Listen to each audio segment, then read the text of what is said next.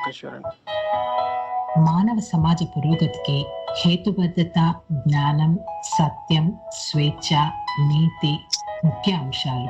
వీటిని ఆధారంగా చేసుకుంటూ భారత కాలమానం ప్రకారం ప్రతి ఆదివారం రాత్రి 9:30 గంటలకు టోరీ హ్యూమనిస్ట్ అవర్లో సమకాలీన సామాజిక అంశాలను, సాహిత్య, సాంస్కృతిక అంశాలను మానవవాద కోణంలో చర్చించుకుందాం.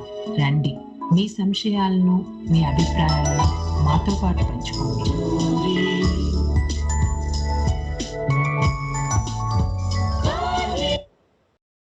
తెలుగు వారి ఆత్మీయ వారధి టోరీలో హ్యూమనిస్ట్ అవర్ కార్యక్రమానికి స్వాగతం. ఈ కార్యక్రమాన్ని సాహా మరియు Babu Gogineni humanist and rationalist arena వారి సంయుక్త కృషితో మీకు సమర్పిస్తోంది ఆర్జే జ్యోత్స్నా పాల్వాయ్. ఇప్పుడు భారతదేశంలో ఎక్కువగా వినిపిస్తున్న పదం లవ్ జిహాద్. అది ముఖ్యంగా ఉత్తరాది రాష్ట్రాల్లో. ఈరోజు మనం ఆ టాపిక్ కి సంబంధించి యాంటీ కన్వర్షన్ లాస్, అలాగే Indian special marriage act 1954 special marriage act ఉంది కదా, దాని గురించి మాట్లాడుకుందాం అండి. నాతో పాటు ఈ చర్చలో పాల్గొనడానికి స్వాతి లక్ష్మి హైదరాబాద్ నుండి, గోవింద్ గారు కాలిఫోర్నియా నుండి, శరత్ తేజ సోమీనా, అలాగే ప్రసాద ఇందుకూరి గారు ఉన్నారు. Welcome to the show everyone. Thank you అండి. థ్యాంక్ యూ అండి. Thank you. Sure. So Swathi, మీరు చాలా రోజుల తర్వాత మళ్ళీ వచ్చారు. Welcome to the show and happy new year, happy Sankranti. Thanks lot ma'am. Happy new year everyone. Okay, cool. So ఇందాక నేను అన్నట్టు ఇప్పుడు భారతదేశంలో ఎక్కువగా వినిపిస్తున్న పదం లవ్ జిహాద్. అంటే ఇది యాక్చువల్ గా మన కాన్స్టిట్యూషన్ లో కానీ ఎక్కడ లాలో కానీ స్పెసిఫిక్ గా లవ్ జిహాద్ అనే పేరు లేకపోయినప్పటికీ, అంటే ఆ పదం లేకపోయినప్పటికీ మీడియాలో చాలా ఇదిగా, సోషల్ మీడియాలో కానీ రెగ్యులర్ గా మనం చదివే వార్తాపత్రికల్లో ఈ పదంని ఉపయోగించి లవ్ జిహాద్ లా అని కూడా అంటున్నారు. అయితే యాక్చువల్ గా ఉత్తరప్రదేశ్ ప్రభుత్వం మాత్రం దీన్ని prohibition of unlawful religious conversion ordinance 2020 అని చెప్పి దీన్ని స్టార్ట్ చేసింది.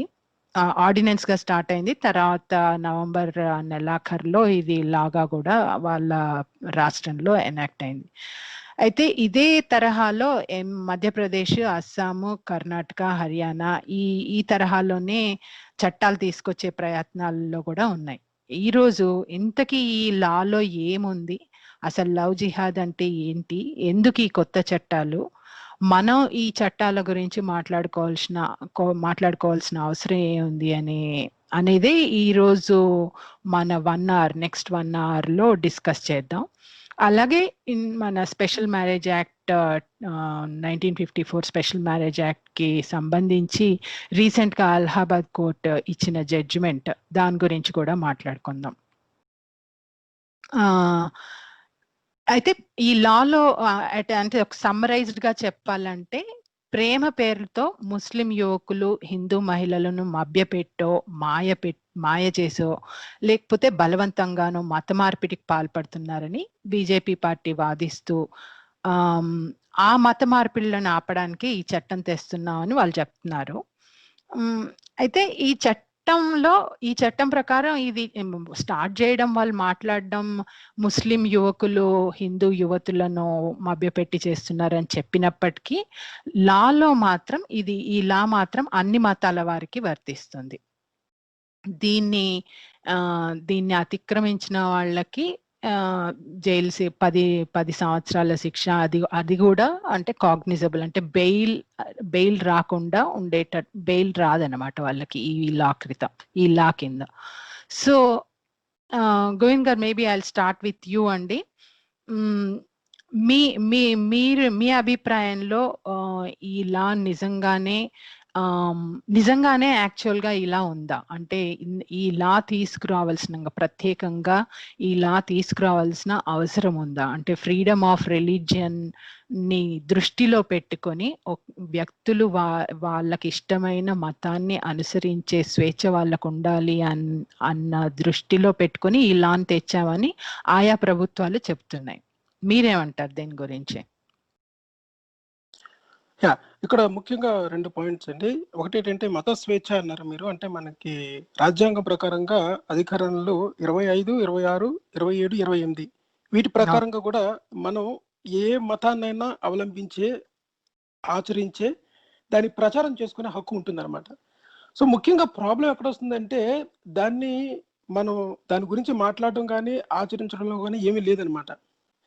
దానికి పెద్ద ప్రాబ్లం కానీ, అబ్జెక్షన్ కానీ మిగతా మతాల నుంచి ఏమి ఉండదు మనకి. కానీ ముఖ్యంగా మనకి ఈ ప్రాపగేట్ అన్న వర్డ్ చాలా కీ వర్డ్ అనమాట. చాలా ఇంపార్టెంట్ అది. అంటే ప్రచారం చేసుకునే హక్కు. ప్రచారం చేసుకోవడము, తిరిగి మత వ్యాప్తి గురించి మీరు పాటుపడడము, ఈ 2 కూడా రాజ్యాంగం ప్రకారం ఉన్న హక్కులు అన్నమాట. ప్రాబ్లం ఎక్కడొస్తుందంటే ఈ ప్రచారం దగ్గర, మత వ్యాప్తి దగ్గర మాత్రమే ప్రాబ్లం వస్తుంది. ఎందువలన అంటే ఈ మత ప్రచారం చేసుకోవడం అనేది అంటే రాజ్యాంగ పరంగా కొన్ని రాష్ట్రాల్లోని, కొన్ని ప్రాంతాల్లోని మైనారిటీ గ్రూప్స్ ఎవరైతే ఉన్నారో వాళ్ళని, వాళ్ళ మతాలను కాపాడుకోవడానికి, వాళ్ళ సంస్కృతిని కాపాడుకోవడానికి, వాళ్ళ ఆచార వ్యవహారాలు, వాళ్ళ భాష, వాళ్ళ లిపి, వాళ్ళ కళలు ఇవన్నీ కాపాడుకోవడానికి దాన్ని ప్రాపగేట్ చేసి దాన్ని ముందు తరాలకు అందించడం అన్నది ఉద్దేశంతో పెట్టబడింది అనమాట ఈ ప్రాపగేషన్ అన్నది యాక్చువల్గా. కానీ ఏం చేస్తున్నారంటే మత వ్యాప్తి అన్నది ఒక ఒక రేంజ్లో, అంటే మన భారతదేశం ప్రకారంగా చూసుకుంటే ఎక్కువ మంది ఏ మతం పాటిస్తున్నారో అది మెజారిటీ గ్రూప్ అనుకోండి. మిగతా చిన్న వాళ్ళందరూ 2%, 4% ఉన్న వాళ్ళందరూ ఒక అదర్ మైనారిటీ గ్రూప్స్ అవుతారు. ఈ మత స్వేచ్ఛ ప్రచారం చేసుకోవడం అనేది ఇండివిజువల్ స్వేచ్ఛలోకి వస్తుంది అనమాట. కానీ ఇక్కడ ముఖ్యంగా ఎవరైతే ఒక ఇతరులని ప్రలోభ పెట్టి, ఇతరులకి ఆశ చూపించి, ఇతరుల దగ్గర నుంచి వాళ్ళని కావాలని ఒక ట్రాక్లోని నడిపిస్తూ, అంటే ఒక నిస్సహాయ స్థితిలోని ఇతరుల్ని మన మతంలోకి లాక్కోవడం అన్నది నిజంగా భారతదేశంలో జరుగుతుందా అన్నదానికి దానికి చాలా డేటా కావాలి. మన దగ్గర అంత డేటా లేదనమాట. అంటే నిజంగా కేసులు ఫైల్ చేయడం కానీ అవి నిజంగా జరుగుతున్నాయని లేదు. కానీ రాజకీయ ప్రయోజనాల కోసం మనం ఎక్కువగా చూస్తూ ఉంటాం. అంటే జరగని విషయాల్ని జరుగుతున్నట్టుగా ఇక్కడ జరగడానికి కారణం ఇదే. అది ఇంకో ఉద్దేశంతో జరిగినా సరే ఒక సంస్థ కావాలని ఆడపిల్లల్ని ఈ ముస్లిం యువకులు ప్రేమలోకి దింపి వాళ్ళని తన మతం వైపు మార్చుకోవడం. అంటే ఇప్పుడు మ్యారేజ్ అయిన తర్వాత మీరు you're obligated to convert into that religion. అంటే మనకు ఉన్న స్వేచ్ఛని మీరు కోల్పోయే అవకాశం ఉంటుందన్నమాట. ముఖ్యంగా అంటే వాళ్ళ వైపు నుంచి వినిపించే ఆర్గ్యుమెంట్. ఇంత డేటా మన దగ్గర లేనప్పుడు నిజంగా అవి మత మార్పిడి ఉద్దేశంతోనే ఈ పెళ్ళిళ్ళు జరుగుతున్నాయా, లేదా మత మార్పిడి ఉద్దేశంతోనే వాళ్ళ ప్రేమలోకి దింపుతున్నారా అన్న విషయాన్ని కనుక మనం డేటా లేదు కనుక మన దగ్గర అది జరగట్లేదు అని చెప్పలేము. అలాగని జరుగుతున్నాయి అని చెప్పడానికి ప్రభుత్వం దగ్గర ఎవరైతే దీన్ని ఇన్ఫోర్స్ చేస్తున్నారో వాళ్ళ దగ్గర కూడా డేటా లేదనమాట. కానీ ముఖ్యంగా వ్యక్తి పరంగా ఆలోచిస్తే, వ్యక్తి యొక్క స్వేచ్ఛని కనుక మనం దృష్టిలో పెట్టుకొని ఆలోచిస్తే, ఒక వ్యక్తి స్వేచ్ఛకి భంగం కలిగే యాక్ట్ ఏదైనా సరే అది ఒక నేరంగా కానీ ఒక మన చట్టపరంగా దానిపైన మనం దాన్ని నిరోధించవచ్చు అనమాట. దీని మీద అందుకే గోవింద్ గారు అంటే ఇప్పుడు సుప్రీంకోర్టులో కూడా పిటిషన్ దాఖలైంది, పబ్లిక్ లిటిగేషన్. ఇది I think few weeks or probably ఒక మంత్ కాలంలో సుప్రీంకోర్టు ఈ ఉత్తరప్రదేశ్ లో ఈ లా వచ్చిన తర్వాత సుప్రీంకోర్టుకి వెళ్ళారనమాట. ఇది వ్యక్తి స్వేచ్ఛను హరించే దానిలాగా ఉంది, మీ జడ్జ్మెంట్ ఇవ్వండి అని చెప్పి అన్నారు. So I think Supreme Court is looking in to it. ఇంకా దాని గురించి మనకి డీటెయిల్స్ ఎక్కువగా లేవు కానీ, బట్ తొందరలోనే సుప్రీంకోర్టు ఇది ఏంటి అనే విషయం తేలుస్తుంది. ముఖ్యంగా కోర్టులు చేసే పని అదేనండి. అంటే వ్యక్తి స్వేచ్ఛకి భంగం కలిగది మనకి 19, 20, 21, 22 మన స్వాతంత్రం ఏదైతే ఉందో, వ్యక్తిగత వాక్ స్వాతంత్రం కానీ మనకు ఉన్న ఇండివిజువల్ రైట్స్ ఏదైతే ఉన్నాయో వాటికి భంగం కలగకుండా కూడా చూడడమే కోర్టుల పని. సో ముఖ్యంగా it falls in to the track కనుక తప్పనిసరిగా సుప్రీంకోర్టు కూడా ఇటువంటి ఇంకోటి హరాస్మెంట్ ఒకటిను, ఇన్కన్వీనియన్స్ ఒకటి 30 days లోగా గ్యారంటీగా ఇవ్వాలి నోటీస్ అన్నది ఏమవుతుందంటే మనకి అన్నెసెసరీ ఆబ్లిగేషన్ అవుతుంది అనమాట. సో అది కూడా అదేమవుతుందంటే మనకి ఈ వేరే రకంగా మనకి ఇబ్బందులు తెచ్చిపెట్టడానికి అవకాశం ఉంటుంది అనమాట. అన్నెసెసరీగా ఈ నాన్ బెయిలబుల్ అన్నారు ఒక పాయింట్, ఇంకో ఉమ్. పాయింట్ ఏంటంటే కారణం లేకుండా కూడా అరెస్ట్ చేయొచ్చు అనమాట. అంటే ఎవిడెన్స్ అదే లేకుండా కూడా అరెస్ట్ జరిగిందండి, చేయొచ్చు. మీరు అన్నది కరెక్ట్. అంటే ఇప్పుడు కారణం లేకుండా కారణం లేకుండా అరెస్ట్ ఎవిడెన్స్ లేకుండా. చేస్తున్నారు. ఇక్కడ జరిగింది కూడా అంటే ఉత్తరప్రదేశ్ దాని మీద జరిగింది కూడా అదే. అంటే ఆమ్, ఒక ముస్లిం యువతి అంటే ముస్కాన్ జహాన్ అనే ఆవిడ్ని ఎప్పుడైతే ఈ ordinance came in to effect first case file చేశారు, తర్వాత ఒక దగ్గర 50 అరెస్టులు చేశారు. ఒక్క నెలలోనే దగ్గర 14 కేసులని పట్టుకున్నారు. కానీ అందులో ఎంతవరకు అవి నిజంగా మత మార్పిడికి సంబంధించినవి అనేది ధృవీకరించలేకపోయారు. ఒక కేసు ముఖ్యంగా మనం మాట్లాడుకోవాల్సింది వ్యక్తి స్వేచ్ఛని, వ్యక్తి స్వేచ్ఛకి ఇది ఎట్లా విఘాతం కలిగిస్తుంది, అలాగే ఇది ఎందుకు డేంజరస్ అనేది చూడడానికి ముస్కాన్ జహాన్ అనే ఆవిడ పెళ్ళి అయిపోయిన తర్వాత ఆవిడ ప్రెగ్నెంట్, 3 months ప్రెగ్నెంట్ ఉన్న ఆవిడ్ని వాళ్ళు డీటైన్ చేశారు. ఈ లా ప్రకారము ఆవిడ మతం మార్చుకున్నది అనే దాని మీద ఆవిడ్ని డీటైన్ చేసి ఆవిడ్ని ప్రొటెక్షన్ హోమ్ కి పంపించేశారు. అదే విధంగా ఆమె భర్తని అరెస్ట్ చేశారు. కానీ ఈ ప్రొటెక్షన్ హోమ్ లో పెట్టడం వల్ల ఆమె ఇబ్బంది పడడం వల్ల ఆమెకి మిస్క్యారేజ్ అయిపోయింది. తర్వాత తేలింది ఏంటంటే వీళ్ళిద్దరిని వదిలేశారు. ఎందుకు? ఆ కోర్టు ఏ రకమైన లవ్ జిహాద్ అనే ఎవిడెన్స్ దొరకలేదు కాబట్టి ఇద్దరిని వదిలేశారు. కానీ ఇక్కడ వాళ్ళిద్దరూ నష్టపోయారు కదా. వాళ్ళు చాలా హ్యాపీగా ముందుకు సాగాల్సిన లైఫ్ ని దీని వల్ల అంటే ఈ కొత్త లా వల్ల వాళ్ళ బిడ్డను కోల్పోయారు, సంతోషాన్ని కోల్పోయారు. దానికి ఎవరు భర్తీ? అంటే ఇప్పుడు ఒకటండి, అంటే ఇక్కడ ఏంటంటే మనం అంటే ఈ యాంటీ కన్వర్షన్ లాని మనకి వ్యక్తిగత స్వేచ్ఛకి విఘాతం కలిగిస్తుంది అన్నది అబ్జెక్షన్ గా అంటున్నాం. కానీ అది చాలా ఫండమెంటల్ అబ్జెక్షన్ ఒకటి. కానీ ఇంకొక ఇంపార్టెంట్ విషయం ఏంటంటే అసలు ఈ యాంటీ కన్వర్షన్ లా అన్నది ఎగ్జిస్టింగ్ కొన్ని లీగల్ ప్రెసిడెంట్స్ కి వ్యతిరేకంగా కూడా ఉంది లాలో. అంటే లీగల్ గా ఇండియన్ లా చూసుకున్నా అంటే ఖచ్చితంగా ఇప్పుడు పర్సనల్ లిబర్టీకి ఇది వ్యతిరేకంగానే ఉంది. అంటే రిలీజియస్ కన్వర్షన్ అనేది స్టేట్ రెగ్యులేట్ చేయడం అన్నది ఫండమెంటల్ గా పర్సనల్ లిబర్టీకి అది వ్యతిరేకమే as a matter of principle. అయితే పోనీ ఆ ఆర్గ్యుమెంట్ వదిలేసినాం మనం. అంటే పర్సనల్ లిబర్టీ దాకా వెళ్లకుండా ఇంకా కాస్త ముందుగానే చూసినా యాంటీ కన్వర్షన్ లా అనేది ఏంటంటే అసలు జనరల్ లెజిస్లేచర్ అంటే మామూలుగా చట్టాలు ఫ్రాడ్ ని కానీ లేకపోతే క్రైమ్ ని కానీ అడ్రస్ చేసే చట్టాల తరహాలో చేసిన చట్టం కాదు ఇది మామూలుగా కూడా. అంటే this is not even so upon the reading of the law it self. అంటే మీరు ఆ చట్టం చదివితేనే మనకి అర్థమయ్యే కొన్ని ప్రధానమైన సమస్యలు కూడా కనబడతాయి. ఇప్పుడు అంటే ఇది పెదరాయుడు తీర్పు లాంటిది. ఇది పెదరాయుడు తీర్పు లాంటిది. ఊరంతా ఇదే చేయాలని అనడం అది కూడా.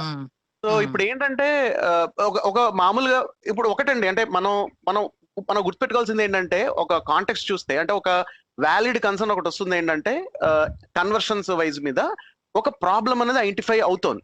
అది లార్జ్ స్కేల్ లో ఉందా లేదా అనేది మనకి ఇంకా తెలియదు. బట్ ఏంటంటే దెర్ ఆర్ సమ్ కేసెస్ ఏంటంటే ఆ కేసెస్ లో ఆడవాళ్ళని ప్రత్యేకంగా డివోర్సీలు కానీ లేకపోతే ఇలాగ బ్యాక్గ్రౌండ్ ఉన్న వాళ్ళు కానీ వీళ్ళు సామాజిక నేపథ్యం ఏంటంటే వీళ్ళందరూ బ్యాక్వర్డ్ క్లాసెస్ నుంచి ఉన్న వాళ్ళు ఎక్కువ ఉన్నారు ఈ కేసుల్లో అయినవి.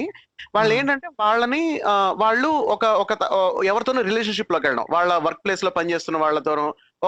ఒక కేసులో అయితే ఒక నర్సు ఆవిడ వాళ్ళ హాస్పిటల్ రెసిడెంట్ నర్స్ అనమాట, గవర్నమెంట్ దాంట్లోనే ఉన్న ఒక డాక్టర్ తో రిలేషన్షిప్ లోకి వెళ్ళిన తర్వాత వాళ్ళకి వన్ డే తెలిసేది ఏంటంటే వాళ్ళు యాక్చువల్ గా వాళ్ళు ఏ మతం వీళ్ళు ఏమైతే ఎజ్యూమ్ చేసుకున్నారో పేరు బట్టి ఒక మతం అని చెప్పి ఆ మతం కాదని తెలియడం.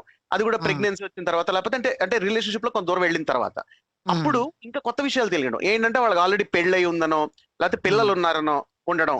రెండు పెళ్లి చేసుకుందాం అన్నప్పుడు వాళ్ళు నికానామా తీసుకురావడం. అంటే మామూలు మ్యారేజ్ కాకుండా నికానామాలో నీ పేరు కూడా మార్చేస్తుంది, చూసుకోవాలంటే నువ్వు సంతకం పెడితే సరిపోతుంది అన్నట్టు అన్నాం. అంటే ఇదేంటంటే ఇది ఒక టైప్ ఆఫ్ ఫ్రాడ్ కేసు అనమాట. అంటే ఏంటంటే ఈ కేసుల్లో ఏంటంటే వీళ్ళందరూ చెప్పేది, విక్టిమ్స్ అందరూ చెప్పేది ఏంటంటే వాళ్ళు కనుక ఫలానా మతం వాళ్ళ కనుక ముస్లిమ్స్ అని మాకు ముందే తెలుసుంటే పేరు కనుక వేరేలా ఉంటే అసలు మేము రిలేషన్షిప్ లోకి వెళ్ళేవాళ్ళం కాదు అని చెప్తుంది దాఖలా.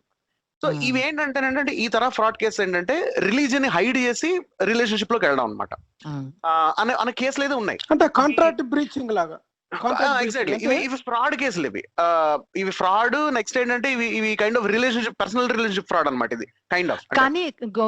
కానీ శరత్ గారు, అంటే అవి ఫ్రాడ్ కేసెస్ అని మీరే అంటున్నారు కాబట్టి వాటిని డీల్ చేయడానికి లాలో వెసులుబాటు లేదు, కొత్తగా లాలో అవసరం.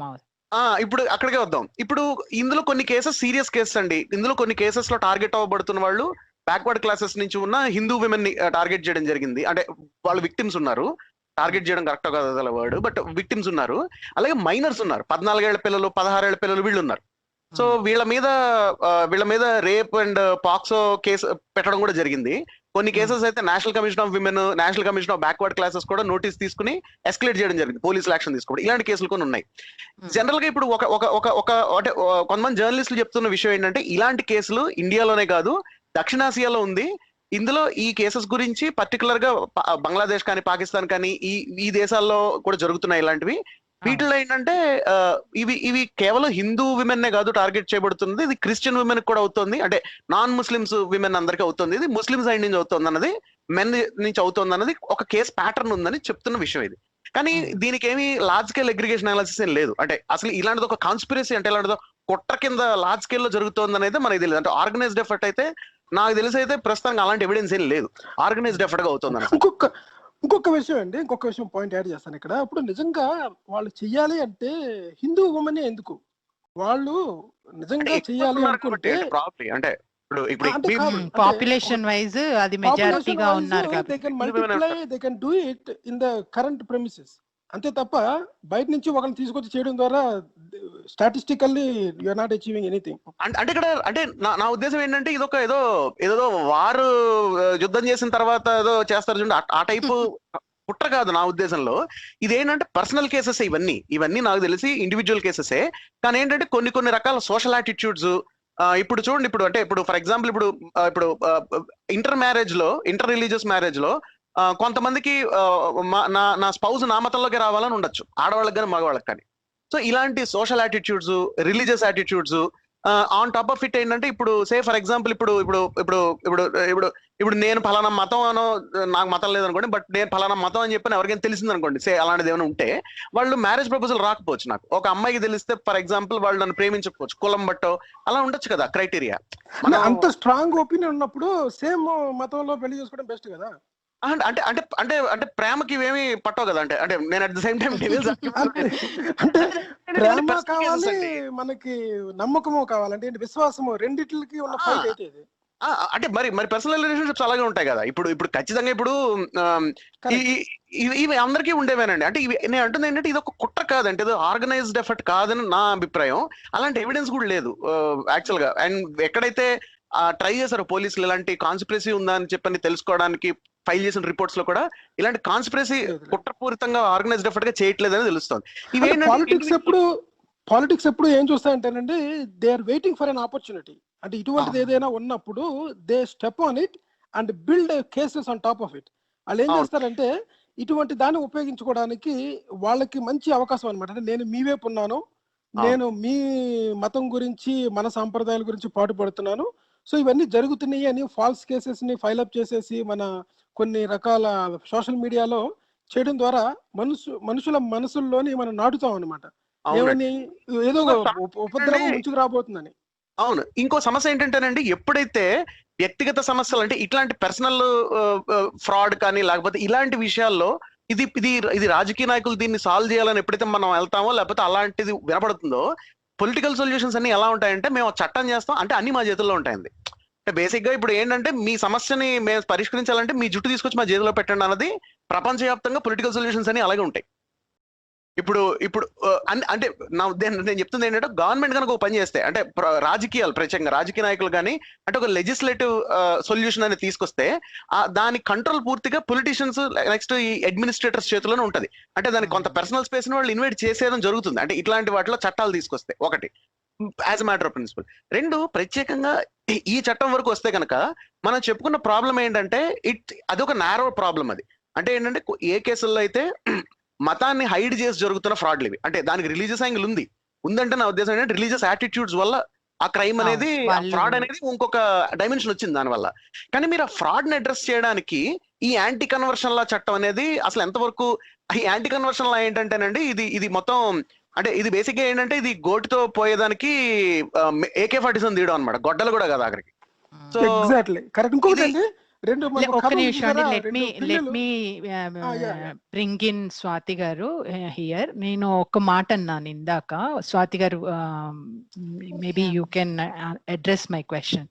Yeah. అంటే ఈ లా ఇందాక నేను చెప్పిన కేసు లేకపోతే అలాంటి తరహావి చాలా కేసెస్ ఉన్నాయి. ఏది మన ముస్కాన్ కేసు కానీ ఆ తర్వాత వేరే కేసెస్ అయినప్పటికీ తీసుకొచ్చి అరెస్ట్ చేసి వాళ్ళని ఇబ్బంది పెట్టి ఆ తర్వాత నిజంగా ఏమీ అట్లాంటిది ఏమీ లేదు, అంటే వాళ్ళు ఏదైతే అభియోగం కింద అరెస్ట్ అయ్యారో ఆ అభియోగం నిలవలేదు అనేది తేలిపోయిన తర్వాత వాళ్ళకు జరిగిన నష్టాన్ని, వాళ్ళకు జరిగిన హింసని ఎవరు బాధ్యులు దానికి?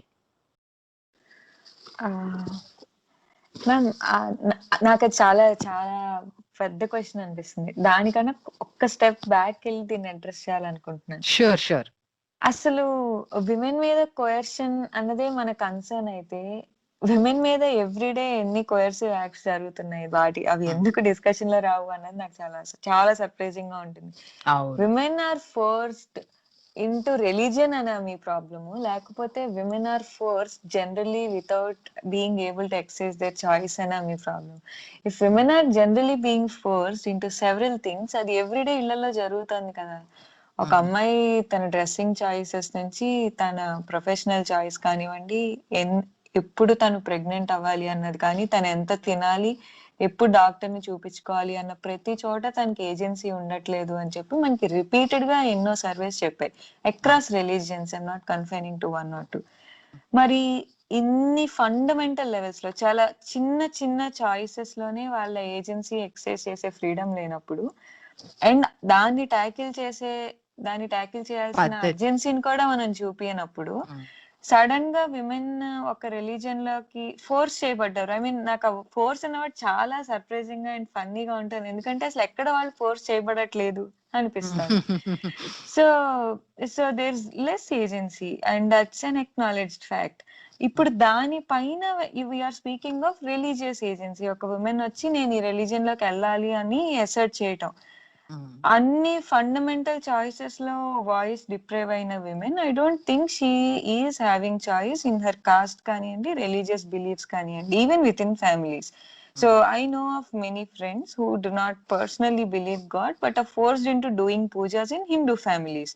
వాళ్ళకి ఇంకొక రిలీజియస్ బిలీఫ్ ఉన్నా కూడా, మరి అది ఎలా రిలీజియస్ బిలీఫ్స్ లేకున్నా కూడా చాలా న్యూట్రల్ రిలీజియస్ బిలీఫ్స్ ఉన్న వాళ్ళు కానివ్వండి, ఆర్ ఒక పర్టికులర్ గాడెస్ ని ఆర్ గాడ్ ని ఇష్టపడే వాళ్ళు, they might B forced into praying other gods and goddesses. అది సటిల్ ఫోర్స్ కాదా? అండ్ ఇప్పుడు ఎక్స్ప్లిసిట్ యూజ్, అది మీరు సటిల్ ఫోర్స్ అంటున్నారు స్వాతి, మీరు సటిల్ ఫోర్స్ అంటున్నారు స్వాతి, బట్ అది సైకలాజికల్లీ చాలా డ్యామేజింగ్. అంటే అది అంటే ఇట్లా హింస, ప్రత్యక్షంగా హింస లేకపోయినప్పటికీ కొన్నిసార్లు హింస ఉంటుంది. ఎందుకంటే మనం చాలా కేసెస్ లో వాళ్ళని హింసించినవి కూడా చూసాం. కానీ ఇండైరెక్ట్ గా హింస పెడుతూ వారికి ఎలాంటి రికగ్నిషన్ ఇవ్వకుండా, లేకపోతే వాళ్ళ ఫ్యామిలీస్ నుండి దూరం చేస్తూ, భయపెడుతూ, కన్ఫైన్ చేస్తూ, ఇలాంటి చాలా situations with in same families, with in same religion జరుగుతున్నాయి. ఎగ్జాక్ట్లీ, ఇవి చాలా న్యాచురల్ కూడా. అండ్ ఇవి అసర్ట్ చేసి ఇవి మాట్లాడే వాయిస్ కూడా విమెన్ కు ఉండట్లేదు. I wish we reach a day where women says I'm free with my religious choice and I'm not ready to do puja, irrespective of the. ఇప్పుడు ఇంకొకటి ఏంటంటే ఇంటర్వ్యూ ఏంటంటే, చాలా మందికి రిలీజియస్ యాటిట్యూడ్ అనేది ఏదో కాస్ట్ బెనిఫిట్ వ్యవహారంలో ఉంటుందండి. అంటే ఇప్పుడు కొంతమంది, అప్పుడు అమ్మాయిలు ఉన్నారనుకోండి, ఆడవాళ్ళు వాళ్ళ వ్యక్తిగతంగా వాళ్ళు బిఫోర్ మ్యారేజ్ కొన్ని పూజలు చేయకపోవచ్చు, అత్తారింటికి వచ్చిన తర్వాత కొన్ని చేస్తూ ఉండొచ్చు. అదేదో వాళ్ళకి నిజంగా భక్తి వచ్చేసి అవ్వకపోవచ్చు, అది ఫ్యామిలీ కోసం చేస్తారు. సో చాలా సార్లు ఏంటంటే ఫోర్స్డ్ కన్వర్షన్ కన్నా అదేదో మామూలు న్యూట్రల్ కన్వర్షన్ కింద ఉంటుంది. అంటే మీరు సాంబార్ తింటారా, రసం తింటారా అన్న టైప్ చాయిస్ ఉంటుంది తప్పితే, అంత నాకు ఫలానా దేవుడి మీద భక్తి అంటే జింగోయిస్టిక్ ఫెయిత్ ఉందన్న కేసెస్ తక్కువే ఉంటాయి మామూలుగా. ఇప్పుడు ఈ కేసెస్ లో కూడా just సాధారణ మనం ఇక్కడ చూసేది వీళ్ళందరూ they were pretty fine with conversion, but the fraud activity was what they could not stand. అంటే అబద్ధాలు చెప్పడం ఫ్రాడ్ అబ్జెక్షన్. లేదు let's not take bigger concepts. నేను చాలా చిన్న కాన్సెప్ట్ ని డీటెయిల్ లో డిస్కస్ చేస్తున్నాను. నేను అసలు ఇంకా ఫ్రాడ్ లెవెల్ కూడా వెళ్ళట్లేదు. I'm only speaking of personal agency of women. అది చాలా సటిల్. ఇప్పుడు మీరు అన్నట్టు nobody is forcing, I totally acknowledge, but I'm speaking of women exercising their agency irrespective. నేను వాళ్ళ మీద ఫోర్స్ చేస్తున్నారా, ఇంకొకరు ఫోర్స్ చేయట్లేదా, వీళ్ళ బెనిఫిట్ తో వెళ్ళారా, నేను అసలు అవి ఏం కన్సిడర్ చేయట్లేదు. ఒక్క విమెన్ తనకి ఒక పర్సనల్ బిలీఫ్ ఎంత మైల్డ్ గా ఉండనియండి, డీప్ గా ఉండనియండి, ఫర్ విచ్ ఎవర్ రీజన్, తనకి ఫుల్లీ తను చాయిస్ ఎక్సర్సైజ్ చేయట్లేదు, ఇన్ఫార్మ్డ్ చాయిస్ ఎక్సర్సైజ్ చేసే కెపాసిటీ లేదు. నేను జస్ట్ ఆ చిన్న మాట ఆన్ ఏజెన్సీనే డిస్కస్ చేస్తున్నాను. Now, building upon this, anta subtle form of agency ni experience cheyaleni women, and there's already so oka prevalent attitude of protecting women. Mana society lo women ni protect cheyali, అమ్మాయి honor ni defend cheyali. ఎందుకంటే మొత్తం families honours అన్ని women యొక్క sexual organs మీదే build అయి ఉంటాయి. So women's vagina is biggest place of politics. Religion అక్కడే build అయింది, పాలిటిక్స్ అక్కడే బిల్డ్ అయింది. Yeah, honour, totally it's all about honour. Swathi, as a matter of fact, ఈ లా ఏదైతే మనం మాట్లాడుతున్నామో దానికి ముందు, అది తీసుకొచ్చే ముందు ఒక 6 month campaign for the safety and security of women అని చెప్పి మిషన్ శక్తి అని చెప్పి క్యాంపెయిన్ స్టార్ట్ చేశారు. ఇది ఆదిత్యనాథ్ యూపీ ప్రభుత్వం ఏదైతే ఉందో అది మిషన్ శక్తి. సో ఆ నేమ్ చూడండి, అంటే విమెన్ ని శక్తిగా పరిగణిస్తూ ఒకవైపు, రెండో వైపు ఏమో వాళ్ళ సేఫ్టీకి సెక్యూరిటీకి మేము క్యాంపెయిన్ చేస్తున్నాము, లేదా వాళ్ళ భద్రతకి మేము పూచీదారులము అన్నట్టుగా. Please continue. ఆ తర్వాత మనకి ఎక్కువ రేప్ కేసెస్ అందరినీ ఆడదని చెప్పని అంటారండి, కానీ మనమే దహించేస్తాం ఆనర్ కిల్లింగ్ పేరు చెప్పి. అది కూడా ఉంది. ఎగ్జాక్ట్లీ. ఇప్పుడు హాత్రస్ తర్వాత స్టార్ట్ అయింది ఇది మ్యామ్ చెప్పిన మిషన్ శక్తి. సో మొత్తాన్ని అందరినీ అరెస్ట్ చేసేయటం ఏంటి, purging men who are mistreating women, then you have to purge many men in families. So ఆ లెవెల్ ఆఫ్ డిస్కషన్ కి subtle attitude is protecting women. So ఇప్పుడు యాంటీ కన్వర్షన్ లాలో నాకు తెలిసి major problem వీళ్ళకు ఉన్నది ఒక రిలీజియన్ గురించి. ఒక రిలీజియన్ నెంబర్స్ పెరిగిపోతున్నాయి, ఒక రిలీజియన్ లో వాళ్ళు కావాలని మన మీద ఏదో వార్ చేస్తున్నారు అని చెప్పటమే తప్ప, రిలీజియన్ తో సంబంధం లేకుండా ప్రతి ఫ్యామిలీలో జరుగుతున్న subtle or deeper atrocities against women ఉన్నాయి. వాటిని డిస్కస్ చేసే కరేజ్ మన పొలిటీషియన్స్ కి లేదు. అన్ఫార్చునేట్లీ విమెన్ పొలిటీషియన్స్ కూడా వాటిని ఓనప్ చేసుకోవట్లేదు. సో ఆ ఇష్యూ కిందకి వెళ్ళిపోయింది. అసలు ఇప్పుడు ఇందాక మేడం అడిగిన క్వశ్చన్ ఆన్ వాళ్ళ రైట్స్ ఎవరు ఎన్ష్యూర్ చేస్తారు, I really don't have an answer to that ma'am. అంత అన్ఫార్చునేట్ పరిస్థితిలో ఉన్నాం మనం. ఎందుకంటే అసలు ఎందుకు రిలీజియన్ కన్వర్ట్ అవ్వకూడదు, by force or by no force. ఒకళ్ళకి అసలు ఎంత ఫుల్లీ ఇన్ఫార్మ్డ్ గా, మనకి హెర్బర్ట్ సైమన్ అంటాడు, హ్యూమన్ రేషనాలిటీ ఈస్ బౌండెడ్ అని. We can never make any choice with 100% information. కొన్నిసార్లు మనం ఎందుకు మ్యారేజ్ లోకి వెళ్తామో కూడా మనకే తెలియదు. అలా అందరు పెళ్లి చేసుకుంటారు, మనం పెళ్లి చేసుకుంటాం. సో అది సటిల్ కైండ్ ఆఫ్ ఫోర్సే కదా. సో ఇప్పుడు ఒక రిలీజియస్ చాయిస్ ని ఒకళ్ళు మేక్ చేశారంటే, ఏమో ఒకళ్ళు ఫోర్స్ చేసి ఉండొచ్చు, వీళ్ళకి సరదాగా అనిపించి ఉండొచ్చు. మనకున్న రిలీజియన్స్ ఏమంత ఈక్వల్ అండ్ ఈక్వాలిటీని ఎన్ఫోర్స్ చేసేవి, ఒక మనిషి యొక్క డిగ్నిటీని ప్రొటెక్ట్ చేసే రిలీజియన్స్ ఏం కాదు. మన స్ట్రక్చర్స్, మన caste structures are extremely exploitative. ఇప్పటికీ మన lowest and most menial jobs in India చూస్తే ఒక section of lower caste work చేస్తున్నారు. ఇప్పటికీ మనం high fertility rate, extreme socio economic backwardness చూస్తే మన మైనారిటీ రిలీజియన్స్, ఎస్పెషల్లీ ముస్లిమ్స్, మన సాచార్ కమిటీ క్లియర్ గా చూపిస్తుంది. అంత వల్నరబుల్ గా socio economic side of religion and caste ఉన్న కంట్రీలో ఒకళ్ళు religious conversion as a way of liberating themselves చూసుకోవడంలో ప్రాబ్లం ఏంటో నాకు కనిపించట్లేదు. ఇఫ్ దే ఫైండ్ ఒకరిని బలవంతంగా కానీ ప్రలోభ పెట్టి కానీ డబ్బు సార్, అక్కడ బలవంతంగా డిఫైన్ చేయడం చాలా కష్టం. నేను అంటున్నది ఇప్పుడు ఇళ్లలో మనం బలవంతం అనే దాన్ని ఎక్కడ డిఫైన్ చేయగలుగుతున్నాం? చూడాలండి, ఇళ్లలోని ఉమెన్ ఎందుకు స్మాల్ రైట్స్ ని వాళ్ళకున్న స్వేచ్ఛని ఎందుకు వాడుకోవట్లేదు, అవి ఎందుకు అడ్రస్ చేయట్లేదు అన్న ఇప్పుడు పాయింట్ ఒక పేరెంట్ ఒక Only- చైల్డ్ ని ఫోర్స్ చేసి ఒక యూనివర్సిటీలోనో ఐఐటిలోనో జాయిన్ అవ్వమన్నారు, అది ఫోర్స్ కానప్పుడు ఒకళ్ళని అంటే అలా కాదండి, అంటే జనరల్ గా No, no, ఈ రెండు- జనరల్లీ రెండు వేరు పేరెంట్ వేరు ఉన్న కదండి. జనరల్ గా డిఫరెన్స్ యాంటీ కన్వర్షన్ లాస్ ఇండియాలో ఉన్నవి anti- మాస్ కన్వర్షన్ లాస్ ని మాస్ కన్వర్షన్స్ కి వ్యతిరేకంగా ఉన్నాయి మామూలు ఇప్పటి వరకు ఉన్న చట్టాలు. ఒడిశాలో ఉన్న ఎక్కడున్నా రకరకాల చోట్ల ఉన్నా ఒకటి స్మాల్ స్కేల్ లో చేస్తే ప్రాబ్లం లేదు, లార్జ్ స్కేల్ లో చేస్తే ప్రాబ్లం అన్న, బట్ ఎక్కడైనా అది జరిగితే ప్రాబ్లమే కదా. నేను అంటోంది ఏంటంటే ఇన్ ద fine నేమ్ అండి. Of protection, in the name of love మనం కోయర్షన్ ని ఏమీ అనట్లేదు, but in the name of fraud అక్కడ ఏదో చీటింగ్ జరిగింది అనగానే మనకి అక్కడ ప్రాబ్లం కనిపిస్తుంది. So I want to really take to the other side of the argument. అసలు మనకి ఎందుకు ఆ కోయర్షన్ అనేది అంత ప్రాబ్లం గా కనిపిస్తుంది when we are actually coercing many people in our lives. So ఆ కోయర్షన్ అన్న దాన్ని డిఫైన్ చేయడం చాలా కష్టం. It is highly subjective. ఒక ఇండివిడ్యువల్ ఆ రిలీజన్ లోకి వెళ్ళేటప్పుడు, రిలేషన్షిప్ లోకి వెళ్ళేటప్పుడు they might be feeling very good. Few months down the lane they might be feeling that okay I'm actually frauded or నా మీద ఫ్రాడ్ జరిగింది or నన్ను ఫోర్స్ఫుల్ గా తీసుకొచ్చారు. It might happen down the lane. అది మన మ్యారేజెస్ లో జరగచ్చు, అది మన జాబ్స్ లో జరగచ్చు. ఫ్రాడ్ అన్నది మన ఎడ్యుకేషన్ సిస్టమ్ లో జరగచ్చు. అక్రాస్ సిస్టమ్స్ ఇది ఒక ప్యాటర్న్. నేను అంటుంది ఏంటంటే ఇది కేవలం ఒక ఇంటర్ రిలీజియస్ మ్యారేజ్ లో జరుగుతున్న విషయం కాదు. Fraud, coercion, uninformed choice, not excising agency అన్నవి అక్రాస్ ద సిస్టమ్ మన సొసైటీలో లార్జ్లీ ప్రెవలెంట్ గా ఉన్న బిహేవియర్. దానికి ఇందాక శరత్ గారు చెప్పినట్టు we have some criminal procedures. మనకి సిపి ఇప్పుడు 420 చీటింగ్, వాళ్ళని నార్మల్ గా వాళ్ళ మీద కేసు లాడ్జ్ చేయటం, అటువంటి ప్రావిజన్స్ ఎగ్జిస్టింగ్ ఉన్నాయి. దానికి మనకు ఇవన్నీ ఉన్నాయి. Yeah exactly.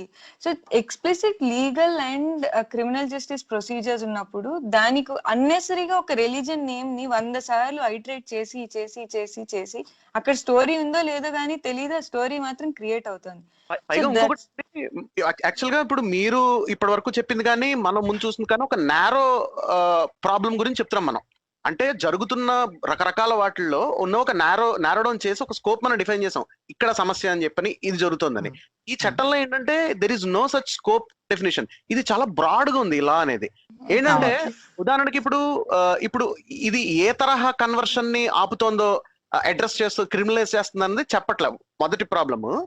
రెండోది ఏంటంటే ఇందాక మనం అనుకున్నాం చూడండి, ఈ డిక్లరేషన్స్.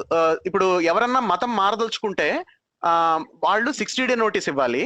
నెక్స్ట్ ఏంటంటే రిలీజియస్ కన్వర్ట్స్, అంటే ఎవరైతే కన్వర్ట్ చేస్తున్నారో, అంటే ఈ రిలీజియస్ ప్రీస్ట్ గానీ పాస్టర్ గానీ ఎవరైతే ఉన్నారో, లేకపోతే ముల్లా గానీ whoever is the religious evangelist, they should submit a notice 30 days prior. ఇది ఏంటంటే ఇది district magistrate are additional magistrate తక్కువ హోదా కానీ ఒక ప్రభుత్వ అధికారికి ఇవ్వాలి. ఇప్పుడు ఏంటంటే ఇది కనుక ఇవ్వకపోతే, అంటే నోటీస్ కనుక ఇవ్వకపోతే 60 day కానీ 30 day కానీ ఇవ్వకపోతే ranging from 2 years to 6 years వరకు ఇంప్రిజన్మెంట్ అనేది ఉంది. ఇది పైగా non bailable case. So offence ఇది ఓన్లీ నేను చెప్పింది ఓన్లీ ఈ డిక్లరేషన్ గురించి మాత్రమే ఉన్నది. ఇది కాక ఇంకొక పెద్ద సమస్య ఏంటంటే అల్యూర్మెంట్ అనేది ఒకటి మెన్షన్ చేశారు. అంటే మీరు ఎల్యూర్ చేస్తూ మీరు కన్వర్షన్ చేస్తాయని చెప్పని, అంటే ఏదో చూపించేదో ఆశ చూపించి మీరు చేస్తున్నట్టని. సో ఈ ఎల్యూర్మెంట్ ఏంటంటేనండి అది చాలా బ్రాడ్ గా ఉంది, అది దేనికైనా అప్లై అయిపోవచ్చు. ఇప్పుడు ఉదాహరణకి ఎవరో స్కూల్ అడ్మిషన్, ఉదాహరణకి ఏదో కాన్వెంట్ ఉందనుకోండి, కాన్వెంట్ లో అడ్మిషన్ కోసం ఎవరైనా కన్వర్ట్ అయ్యారు అనుకోండి, ఎవరో సమ్ స్కెడ్యూల్ కాస్ట్ కానీ లేకపోతే బ్యాక్వర్డ్ క్లాసెస్, డిప్రెస్డ్ క్లాసెస్ నుంచి ఎవరైనా కన్వర్ట్ అయ్యారు అనుకోండి ఉదాహరణకి, అది కూడా ఎల్యూర్మెంట్. అంటే ఇది ఏంటంటే మీరు అంటే లెజిటిమేట్ గా ఎవరైనా కన్వర్షన్ అవుతుంటే, రిలీజియస్ కన్వర్షన్ అనేది personal choice first of all, దాన్ని కనుక ఎవరైనా చేస్తున్నా ఎంత బ్రాడ్ గా ఉందంటే ఇలా మీరు ఒక టైప్ ఆఫ్ ఫ్రాడ్ నో లేకపోతే ఒక type of background of conversion attitude ని చూపించిన దానికి మాత్రమే క్రిమినలైజ్ చేయకుండా, లేకపోతే దాన్ని అసలు ఇల్లీగల్ చేయకుండా, క్రిమినలైజ్ ఎంతవరకు చేయాలో కూడా నాకు తెలియదు. అంటే I don't think it should be criminalize per se, but in any which way ఇదేంటంటే the broadness of the law is too much. So that ఏంటంటే ఇప్పుడు మీరు చూడండి, ఇప్పుడు ఇంకొకటి ఏంటంటే ఈ ఒకళ్ళు కన్వర్ట్ అయితే దానికి అబ్జెక్షన్ కింద, లేకపోతే ఒక మ్యారేజ్ లో కనుక కన్వర్షన్ అయితే, అంటే సోల్ పర్పస్ ఆఫ్ మ్యారేజ్ కి జరిగింది కన్వర్షన్ చేసిందే పెళ్లి కొరకు, అంటే వైస్ వర్సా కేసెస్ లో కూడా ఇది క్రిమినలైజ్ అయిపోతుంది. అండ్ ఇంకొకటి ఏంటంటే ఇది ఎవరన్నా ఫైల్ చేయొచ్చు ఈ కేసు. పేరెంట్ ఫైల్ చేయొచ్చు, అది మదర్ చేయొచ్చు, ఫాదర్ చేయొచ్చు, బ్రదర్ చేయొచ్చు, సిస్టర్ చేయొచ్చు, సిబ్లింగ్ చేయొచ్చు, ఎనీ బ్లడ్ రిలేటివ్ చేయొచ్చు అని చెప్పి ఈ చట్టంలో ఉంది. సో ఈ చట్టంలో ఇప్పటి వరకు నమోదయ్యే కేసులు అన్ని ఫ్యామిలీస్ పెట్టిన కేసులు ఇవన్నీ, overwhelmingly most of the cases. ఇంకొకటి ఏంటంటే విచిత్రం ఏంటంటే, మీరు ఒక మతం నుంచి, అంటే మీరు ఉన్న మతం నుంచి వేరే మతానికి కన్వర్షన్ కి ఇంత పెద్ద రెగ్యులేషన్ క్రిమినలైజేషన్ పెట్టారు. కానీ మళ్ళీ తిరిగి వెనక్కి వచ్చారనుకోండి మీ ముందు మతానికి, ఇదేం లేదు, అప్లికబుల్ కాదు ఈ చట్టం. అంటే ఇప్పుడు అంటే గర్వాపసి వాళ్ళు అని కన్వర్ట్ అయిపోయిన గర్వాపసి అని తర్వాత మళ్ళీ గర్వాపసి వస్తే Yeah. పర్వాలేదు. అంటే గర్వాపసి చూడండి, ఎందుకు అంటే పర్వాలేదు ఇది అంటే ఎంత- యు ఎంత are coming back to your అని చెప్పి ఒరిజినల్ అర్థమవుతుంది. రిలీజియన్. అసలు ఇది రాజ్యాంగబద్ధం కాదు ఈ చట్టం. అంటే ఎందుకంటే మనం అంటే we don't even need to go to principles of liberty, personal liberty దాకా కూడా వెళ్ళక్కర్లేదు. అసలు ఉన్న భారత రాజ్యాంగం చట్టంలోనే ఇది అసలు ఇమ్మడదు. ఇంకొకటి ఏంటంటే కొన్ని చట్టాలు ఏవైతే ఇది వరకు జరిగాయో, అంటే మైనారిటీ, అంటే ఇప్పుడు ఉదాహరణకి నాన్ మెజారిటీ రిలీజియస్ స్కూల్స్ ఏవైతే ఉన్నాయంటే, మైనారిటీ మేనేజ్మెంట్ నడుతున్న స్కూల్స్ కి ఉన్న ఫెసిలిటీస్ కానీ, అంటే వాళ్ళకున్న లీగల్ ఎగ్జామ్షన్స్ కానీ, లేకపోతే ఏవైతే ఉన్నాయి సుప్రీంకోర్టు హైలైట్ చేసిన వాటిలన్నిటికీ వ్యతిరేకంగా వెళ్తుంది కొన్ని వాటికి. అలాగే ఎగ్జిస్టింగ్ కొన్ని సుప్రీంకోర్టు కేసెస్ కూడా ఈ చట్టం అనేది వ్యతిరేకంగా వెళ్తుంది. సో అంటే ఉన్న లీగల్ ఫ్రేమ్వర్క్ లో కూడా ఇది ఫిట్ కాదు. ఇది ఏంటంటే అసలు టోటల్ గా ఇది ఏంటంటే ఒక AK-47 తీసుకొచ్చి నేను ఇది ఇచ్చినట్టు అనమాట. మొత్తం తల్లిదండ్రులకి, రక్త సంబంధికులకి, అందరికి ఇచ్చేసినట్టు అనమాట. మీరు ఎవరు పడితే వాళ్ళ మీద మీరు గురి పెట్టచ్చు అన్నట్టు. సో ఇన్ఫాక్ట్ ఒక ప్రాబ్లమ్ ని క్రియేట్ చేశారు చాలా చక్కగా, దానికి లీగల్ షేప్ ఇచ్చి, ఒక హియర్సేలో ఉన్న బిలీఫ్ కి ఒక మంచి షేప్ ఇచ్చారు. మామూలుగా అండి, అంటే మనం ఒకటేంటంటేనండి, అసలు భారతదేశం బిలీఫ్ ని కూడా క్రియేట్ చేశారనిపిస్తుంది స్వాతి. నాకు బిలీఫ్ ఉందని నేను అనుకోవట్లేదు. Yeah, యాక్చువల్ గా ma'am, you're that right, belief you're is also being enforced. Created. Yes సాధారణంగా అండి భారతదేశంలో చట్టాలు ఎలా ఉంటాయంటే, ఇప్పుడు మీరు గనక భారతదేశంలో స్కూల్ తర్వాత మీరు అక్కడ కాలేజ్ ఏదో హాస్టల్లో ఉండి చదువుకుని, యూనివర్సిటీ హాస్టల్లో తర్వాత మీరు ఉద్యోగం చేస్తూ ఒక అద్దెంట్లో ఉన్నారనుకోండి, మీరు ఆ జీవితంలోనే నాకు తెలిసి 10-15 చట్టాలు ఉల్లంఘించుంటారు భారతదేశంలో ఉంటున్న వాళ్ళు. సో ఏంటంటే మన దగ్గర చట్టాలు అలా ఉంటాయి. So on top of it ఏంటంటే, ఇలాంటివి వచ్చినప్పుడు సమస్య ఏమవుతుందంటేనండి, అంటే చట్టం ఒక సమస్య, దానికన్నా పెద్ద ప్రమాదం, దానికన్నా పెద్ద సమస్య ఏంటంటే ఆ చట్టాన్ని తూచా తప్పకుండా ఇంప్లిమెంట్ చేసే అధికారులు కూడా వాళ్ళు ఇంకా పెద్ద సమస్య. అంటే ఒక రకంగా చూస్తే అంత law in letter and spirit actual గా ఎన్ఫోర్స్ చేసే వాళ్ళ వల్ల ఇంకా ఈ హెరాస్మెంట్ అని పెరిగిపోతుంది అనవసరమైన. ఇన్ మన జనరల్ వైపు చట్టాలు అలా మన ఉంటాయి. వైపు కొత్త చట్టాలను ఎక్కువగా అబ్యూస్ గురించి వాడుతూ ఉంటారు. అవునండి. నెక్స్ట్ ఏంటంటే హెరాస్మెంట్ చాలా కాంపొనెంట్ చాలా ఎక్కువ ఉంటుంది. అంటే నాట్ ఇప్పుడు అంటే ఇందులో అదొక్కటే కాదండి, ప్రాబబిలిటీ ఆఫ్ మిస్టేకింగ్ కూడా, తప్పులు చేసే అవకాశం చాలా ఉంది ఈ దాంట్లో.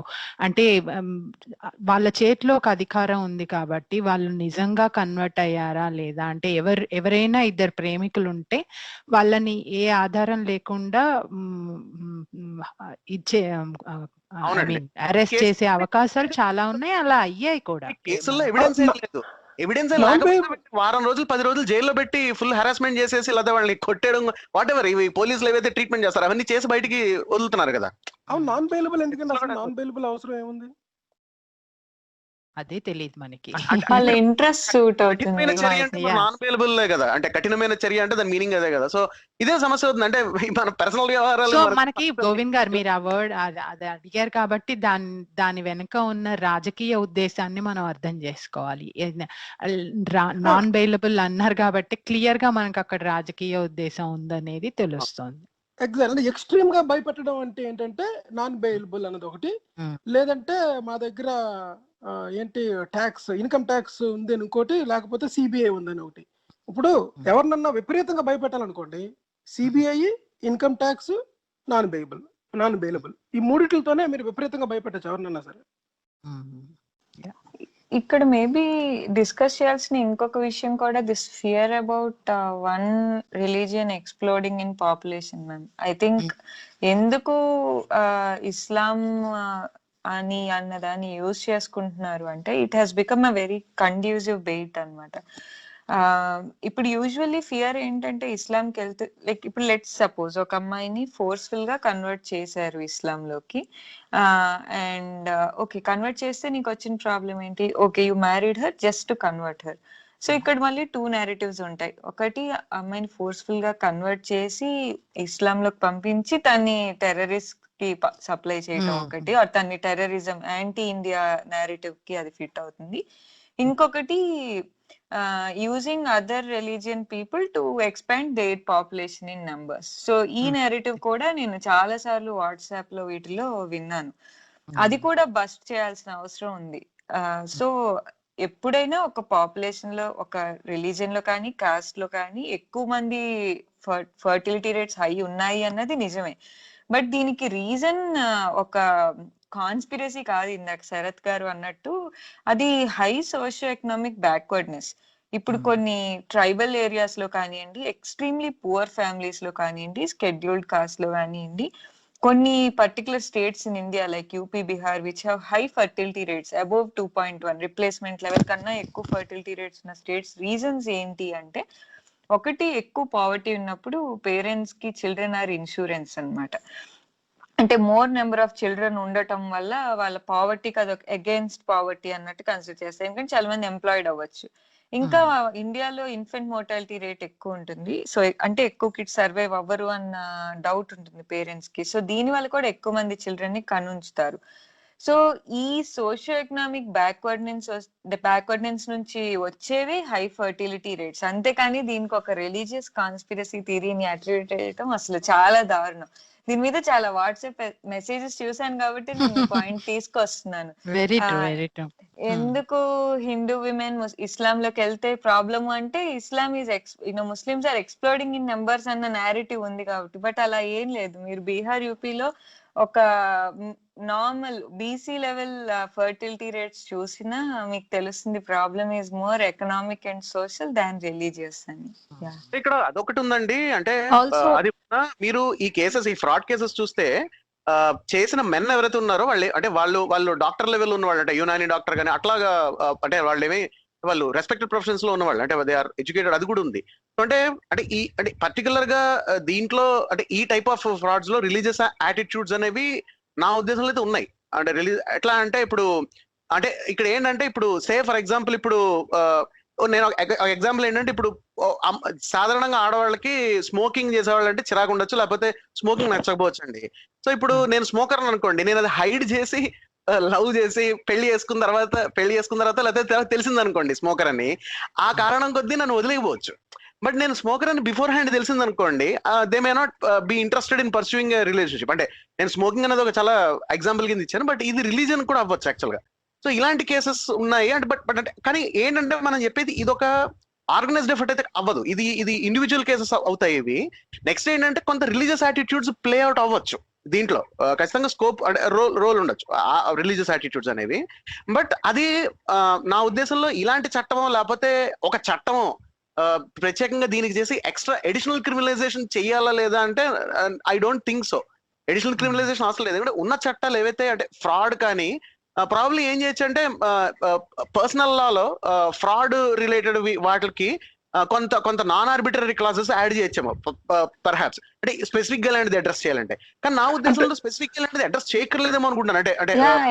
అంటే అసలు బాటమ్ లైన్ ఏంటంటేనండి, రిలీజియన్ అనేది పర్సనల్ ఇష్యూయే కానీ గవర్నమెంట్ ఇష్యూ కాదండి. ఎగ్జాక్ట్లీ, అది గవర్నమెంట్ ఇష్యూ కాదు, అది పొలిటికల్ ఇష్యూ చేస్తే ఆ రిలీజన్ కే మోసం వచ్చేస్తుంది. ఒక్క నిమిషం, శరత్ గారు ఒక క్వశ్చన్ ఉందండి. యా, అంటే ఇప్పుడు వాళ్ళ మెయిన్ మోటివ్ ఏంటంటే, more number of people are getting converted to one religion అన్నది కదండి. సో ఇన్ కేస్ కన్వర్ట్ అయితే వచ్చే ప్రాబ్లం ఏంటి అని తెలుసుకోవాలండి. ఎందుకంటే బేస్డ్ ఆన్ దట్ ఓన్లీ ఈ లా వచ్చింది కాబట్టి. ఎక్కువ మంది ముస్లిమ్స్ అయిపోయారు అనుకోండి, ప్రాబ్లం ఏముంటుంది? నాకు తెలిసి కొత్త ప్రాబ్లమ్స్ ఏం రావని అనుకుంటున్నాను. కొత్త ప్రాబ్లమ్స్ చాలా సెన్సిటివ్ విషయం అండి. ఇది చాలా సెన్సిటివ్ విషయము. మనం ఇక్కడ అడ్రస్ చేయలేము దాన్ని. ఎక్కువ మంది అందరూ ముస్లిమ్స్ అయిపోతారంటే ఇట్స్ బిగ్గెస్ట్ ప్రాబ్లం. ఎందుకంటే మనం అంటే చెప్పింది వినండి, ఒకసారి వినండి. ఇక్కడ ఏంటంటే, ఇట్ జస్ట్ నాట్ లైక్ మనకు ఫ్రీడమ్ ఆఫ్ స్పీచ్ లాగా మన ఒపీనియన్ ఎక్స్ప్రెస్ చేయడమే కాకుండా, ఇమాజిన్ దాట్ ఒక చోట, నేను అంతకుముందు చెప్పాం కదా, మతంలోని ఎక్కడైతే మైనారిటీ మతాలు ఉన్నాయో ఆ మతాన్ని అభివృద్ధి చేసుకోవడానికి ఆ సంస్కృతి నాశనం కాకుండా భాషని లిపిని చేసుకోవడానికి భారత రాజ్యాంగంలోని మనకి 25, 26, 27 ప్రకారంగా కూడా సంస్థలు స్థాపించుకోవడానికి అన్నిటికీ హక్కు ఉందన్నమాట. ఎప్పుడైతే మైనారిటీ అని అడ్రస్ చేశారో అప్పుడు మనం ఏం చేస్తున్నామంటే ఇమాజినరీ ఒక హైపోథెటికల్ కేసులోని మొత్తం అందరూ 1.3 బిలియన్ పీపుల్ ముస్లింలోకి అయిపోయారు అనుకోండి. That thought it self is very dangerous thought. అది ప్రజల్లోకి ఇలా చేయకుండా ఉండాలన్నది ఈ ప్రయత్నం అంతా. కానీ అంటే నేను ఒకటి sorry, చెప్తాను, బిఫోర్ మన రూల్ మొఘల్స్ ఉన్నప్పుడు కూడా పాపులేషన్ రూల్ వాజ్ ఇస్లామిక్ రూలే కదా. సో అంటే ఇప్పుడు పెరిగినా కూడా ముస్లిమ్స్ దాని వల్ల ఏమైనా ప్రాబ్లం అవుతుంది అంటున్నారా మీరు ఇప్పుడు? అంటే ఒకటండి, ఇప్పుడు అంటే ఫస్ట్ థింగ్ ఏంటంటే మనం ఏ మతాన్ని తక్కువ అంచనా వేయక్కర్లే. అంటే ఈ విషయంలో ఏంటంటే ఇట్స్ నాట్ లైక్ ఎవరు కన్వర్ట్ అయిపోవడానికి రెడీగా లేరు నెంబర్ 1. అలాగే at the same time convert చేసేద్దాం అని చెప్పి ఎగురుకుంటూ వెళ్తున్న వాళ్ళు కూడా ఎవరు లేరు. అలా ఉండరు కదా ఇన్ జనరల్.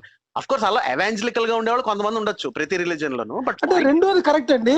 రెండోది ఫస్ట్ విషయం మీరు చెప్పారు కదా, ఎవరో రెడీగా ఉండరు, నేను రెడీగా ఉన్నాను, నన్ను వచ్చి కన్వర్ట్ చేయండి, నాకు ఏ రిలీజన్ తీసుకోవాలో తెలియట్లేదు, నేను సతమతం అయిపోతున్నాను, నాకు వచ్చి ఒక వెలుగుని ఎన్లైట్మెంట్ ని ప్రసాదించాలి అన్న వాళ్ళు ఎవరు లేరు.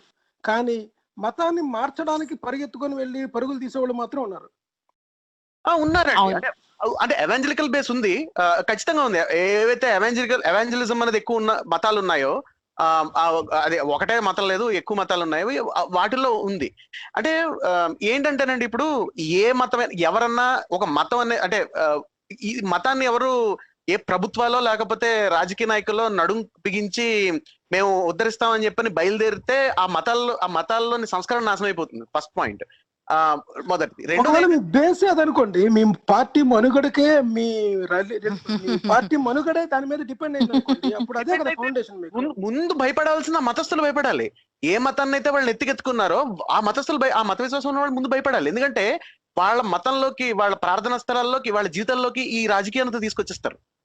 సో కనిపించడానికి వాళ్ళు ప్రొటెక్ట్ చేస్తున్నట్టు కనిపిస్తున్నా వాళ్ళ ఇండివిజువల్ స్పేసెస్ ఏవైతే ఉన్నాయో వాటిని మత సంస్కర్తలు ఎవరన్నా సరే రాజకీయాలు మాట్లాడారు అంటే ఎంతమంది మాట్లాడారు అంటే ఆధునికంగా ఇప్పుడు గత 200 సంవత్సరాల్లో హిందూ మతంలో వీటిల్లో సంస్కరణ తీసుకొచ్చిన వాళ్ళు మీరు ఫలానా తరహా రాజకీయం మీరు నడపాలని చెప్పని ఎవరైనా చెప్పారా? లేదా పర్సనల్ ఫిలాసఫీ గురించి, లేకపోతే ఎథిక్స్ గురించి, లేకపోతే సమాజం పట్ల ఉండాల్సిన దృక్పథం గురించి మాట్లాడారా సంస్కరణ చేసిన వాళ్ళు? జనరల్ గా మతాలు కూడా అవే ఎక్కువ మాట్లాడతాయి. సో విషయం ఏంటంటే ప్రతి మతానికి, ఏ మతం అయినా సరే అదొక 100 సంవత్సరాల్లో ఆ మతం ఎంతమంది మతస్థులు ఉన్నారు, అందులో ఉన్న మతస్థులు ఎంతమంది కన్వర్ట్ అయ్యారు అనేది బై అండ్ లార్జ్ ఆ మతం డైనమిక్స్ బట్టి ఉంటుంది. ఆ మతం ఎంతమందిని ఆహ్వానిస్తుంది, అలాగే మతం ఎంత మ్యాల్యబుల్ గా ఉందని, అంటే ఎంతవరకు దానిలోని కొత్త ఐడియాలు, కొత్త భావాలు తీసుకోగలిగి అది డెవలప్ ఎవాల్వ్ అవుతుంది అన్న దాన్ని బట్టి ఉంటుంది. లేకపోతే ఏమవుతుందంటే ఉన్నారండి లైన్ లోని శ్రీకాంత్ గారు కానీ ప్రసాద్ గారు లేదు కానీ ప్రసాద్ గారు ఉన్నారు. ఒక మాట నేను యాడ్ చేయాలంటే ఆల్మోస్ట్ 10:47, 10:50 అవుతోంది. సో మనం ఈ మెయిన్ గా ఇప్పుడు వరకు మాట్లాడుకుంది ఏంటంటే ఈ లవ్ జిహాద్ దానికి సంబంధించిన లా గురించి మాట్లాడుకున్నాం, ఏదైతే prohibition of unlawful religious conversion ordinance ఉందో. అయితే నేనంటుంది ఏంటంటే అసలు ఇండివిజువల్స్ ఎవరైతే ఉన్నారో, అంటే ప్రేమించి పెళ్లి చేసుకుంటున్న వాళ్ళు ఎవరైతే ఉన్నారో వాళ్ళు తప్పకుండా అవతలి వ్యక్తి మతంలోకి ఎందుకు వెళ్తున్నారు అంటే నిజంగానే ఆ మతం పట్ల వాళ్ళకి ఇష్టం ఉండి వెళ్తున్నారా, లేదా వాళ్ళకి వేరే దారి లేక? అంటే ఇప్పుడు మనకి already Indian special marriage act ఒకటి ఉంది. దాని ప్రకారం ఏంటి, ఈ ఇంటర్ఫెయిత్ రిలీజియన్స్ అంటే 2 మతాల పట్ల గౌరవం ఉండొచ్చు, లేకపోతే ఏ మతాన్ని అనుసరించదలుచుకోలేదు మేము అన్న దృక్పథంతో పెళ్లి చేసుకునే అవకాశం అయితే మన కాన్స్టిట్యూషన్ మనకు కల్పిస్తుంది. కాకపోతే అందులో ఉన్న ఇప్పటి వరకు ఉన్న లొసుక ఏంటంటే సేమ్ థింగ్ 30 days నోటీస్ ఇవ్వాలి. ఎవరు ఆ 30 days లో ఎవరు అబ్జెక్షన్ చెప్పకపోతే అప్పుడు వీళ్ళిద్దరికి పెళ్లి చేసుకునే అవకాశం ఉండింది. నా ఉద్దేశంలో ఇది చాలా డిస్క్రిమినేటరీ. అంటే ఏదైతే మీ హిందూ లాలో కానీ, నిఖాల్లో కానీ, లేకపోతే క్రిస్టియన్ చర్చ్లో కానీ పెళ్లి చేసుకునే వాళ్ళకి ఇలా 30 రోజుల నోటీస్ ఇవ్వాల్సిన అవసరం లేనప్పుడు ఏ మతం మతపరమైన ట్రెడిషన్స్ కానీ లేకపోతే వాటిని ఏమంటారు క్రతువులు కానీ చేసుకోవద్దు అని అనుకున్న వారికి ఇది ఒక ఆటంకమే, ఒక రకంగా ఆటంకం కల్పిస్తున్నట్లే. అయితే రీసెంట్ గా అలహాబాద్ కోర్టు ఒక అమ్మాయి ముస్లిం యువతి తను హిందూ యువకుడిని పెళ్లి చేసుకోవాలని అనుకోవడం, ఆ ప్రాసెస్ లో వాళ్ళు వెళ్తే ఈ 30-day నోటీస్ ఇవ్వాలి అన్నారు. కానీ పేరెంట్స్ కి ఆ నోటీస్ తెలిస్తే పేరెంట్స్ వాళ్ళని పెళ్లి చేసుకొనివ్వరు, వాళ్ళని కన్ఫైన్ చేస్తారు, వాళ్ళని ఇబ్బంది పెడతారు. కాబట్టి వాళ్ళు అలా కోర్టుకు వెళ్ళారు. ఇది చాలా డిస్క్రిమినేటరీ ఉంది అని చెప్పేసి court gave the judgment saying that ఇది మ్యాండేటరీ కాదు, వాళ్ళు నిజంగా అడిగితే లేదు మేము ఇలా పెళ్లి చేసుకోవాలి అని అనుకుంటున్నాము, మా డీటెయిల్స్ మీరు పబ్లిక్ గా పెట్టొచ్చు అని వాళ్ళు రాసిస్తే, లిఖితపూర్వకంగా రాసిస్తే పెట్టొచ్చు. వాళ్ళు ఏమీ అడగని సందర్భంలో ఎక్కడ కూడా ఇది ఎన్ఫోర్స్ చేయాల్సిన అవసరం లేదు, అంటే 30 days నోటీస్ అవసరం లేదు అని చెప్పేసి ఈ స్టేట్మెంట్ ఇచ్చింది.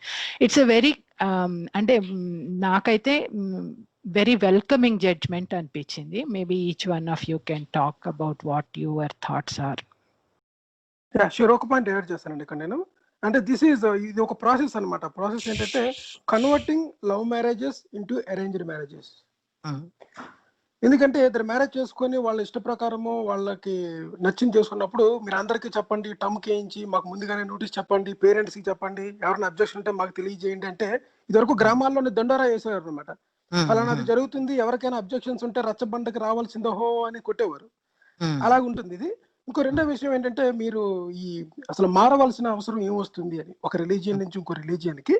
అంటే ఒక రిలీజియన్లో దొరకని శాంతి కానీ, ఒక రిలీజియన్ లో దొరకని మనకి కావాల్సింది ఏదో, అంటే మనకి హూ ఆర్ యూ, నీవేంటి, నువ్వు తెలుసుకో, ఈ టైప్ ఆధ్యాత్మికత, మనం ఎందుకున్నాము, అసలు ప్రపంచం, అద్వైత సిద్ధాంతం, ఇటువంటి వాటిల్లో దొరకనిది ఇంకో మతంలో దొరుకుతుంది అని కూడా అమాయకత్వం అనమాట. ఎందుకంటే ఏ మతం కూడా ఈ శాంతిని కానీ ప్రబోధించేది కానీ ఉండదు అనమాట. ఎవరికి వాళ్ళు ఒక భట్రాజు పొగిడినట్టుగా వాళ్ళ దేవుణ్ణి వాళ్ళు పొగుడుకుంటూ, వాళ్ళ దేవుణ్ణి వాళ్ళు ప్రమోట్ చేసుకుంటూ, దాంట్లో ఏదో ఒక తెలియని మొరాలిటీ ఉంది, ఒక ఎథిక్స్ ఉంది అని నమ్మే ప్రజలు ఉన్నంత కాలం కూడా ఒక ఇన్సూరెన్స్ కంపెనీ నుంచి ఇంకో ఇన్సూరెన్స్ కంపెనీకి వెళ్తున్నట్టే మీరు. అంటే ఒక ఐపీఎల్ టీమ్ కి వాళ్ళు చప్పట్లు కొట్టి రేపు ఇంకో ఐపీఎల్ టీమ్ కొట్టినట్టే. కరెక్ట్. సన్ రైజర్స్ హైదరాబాద్ కి ప్రత్యేకంగా కొత్త నీతి ఉండదు. అంటే ఇంకా లోవర్ గా చెప్పాలంటే insurance companies are more secured గనక ఇప్పుడు చిట్ ఫండ్ కంపెనీస్ ఉంటే చూడండి, కొన్ని వీధి చీటి పాటలు అంటారు, చీటీ పాటలు అంటారు అనమాట. వీధి చీటీ పాటలు అంటారు. చిన్న చిన్నవి పెట్టుకొని కొంత గ్రూప్ ఆఫ్ పీపుల్ ఫాలో అయ్యి డబ్బులు కలెక్ట్ చేసుకొని రొటేషన్ చేస్తుంటారు, మీకు తెలుసు కదా అది. అలాంటి ఒక గ్రూప్ లోంచి వెళ్ళిపోయి ఇంకో గ్రూప్ లో మారడం అనమాట మతం అనేది. ప్రసాద్ గారు మీరేదో చెప్పబోతున్నారండి. జ్యోత్స్న గారు వింటానండి, చాలా ఇంట్రెస్టింగ్ కాన్వర్జేషన్. యాక్చువల్లీ చాలా వ్యాలిడ్ పాయింట్స్ ఆల్రెడీ యాడ్ చేశారు గోవింద్ గారు అయితే, శరత్ గారు అయితే, స్వాతి గారు అనుకుంటా కదా. సో ఐ కంప్లీట్లీ మెజారిటీ నేను అగ్రీ చేస్తానండి. ఒకటి ఏంటంటే స్వాతి గారు తీసుకొచ్చిన పాయింట్ చాలా అసలు ఆలోచింపజేసింది. అంటే ఇండాక్ట్రినేషన్ లేదంటే ఈ ఏజెన్సీ లేకపోవడం, అంటే ఒక మ్యారేజ్ అనే ఇన్స్టిట్యూషన్ లో కానీ ఒక ఫ్యామిలీలో కానీ ఉమెన్ కి వాళ్ళ ఇష్టానికి తగ్గట్టుగా జరుగుతున్నాయా అన్న క్వశ్చన్ అసలు చాలా భయంకరంగా ఉంది. అంటే ఒకసారి వెనక్కి తిరిగి చూసుకుంటే నిజమే కదా అనిపిస్తుంటే, అంత చాయిస్ ఉండి డిఫరెంట్ గా ఉండటం అన్నది నేను చూడలేదు.